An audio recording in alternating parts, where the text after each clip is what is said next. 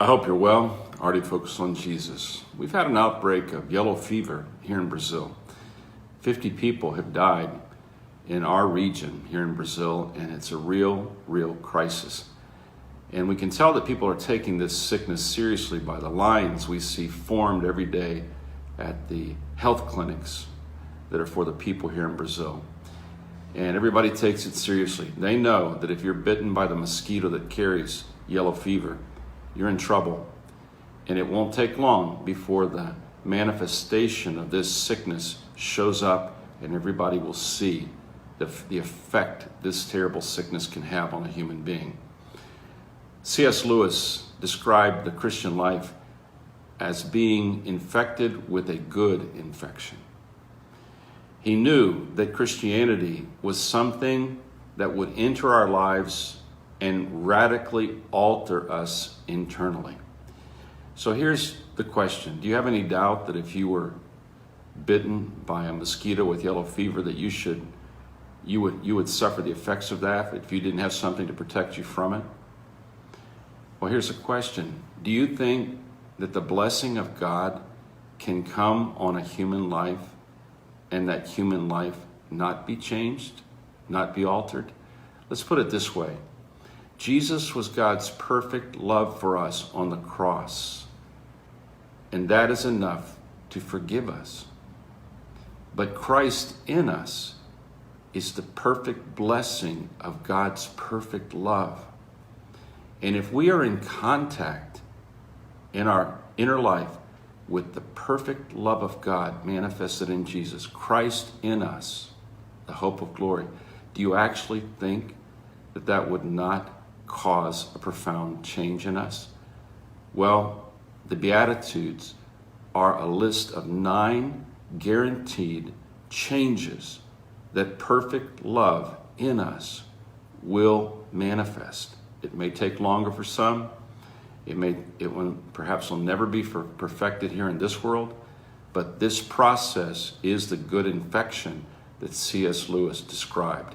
It is Christ in us, changing us. We've seen this. Blessed are the poor in spirit, for theirs is the kingdom of heaven. Blessed are those who mourn, for they shall be comforted. Blessed are the meek, for they shall inherit the earth. Blessed are those who hunger and thirst for righteousness, for they shall be filled. Blessed are the merciful, for they shall obtain mercy. We've been looking at all of these, and today the one we're looking at is blessed are the merciful. And the one that came before it is blessed are those who hunger and thirst for righteousness. Here's a problem that we have. If this good infection, if this perfect love in us does not continue to move through us correctly, we will get a hunger and thirst for righteousness, and we can become very judgmental. We can see all the mistakes everybody around us is making. And we can see clearly everything in categories of right and wrong. If we're not careful, we'll stop there, and the good infection, the perfect love of Christ, will not push on into us and create the second part of this continuous change in us of mercy. As you sense the perfect love in you, you will become very sensitive to right and wrong and things in life that are not just, not loving. But you must move on. You don't abandon this perception of what is just, what is true, what is loving.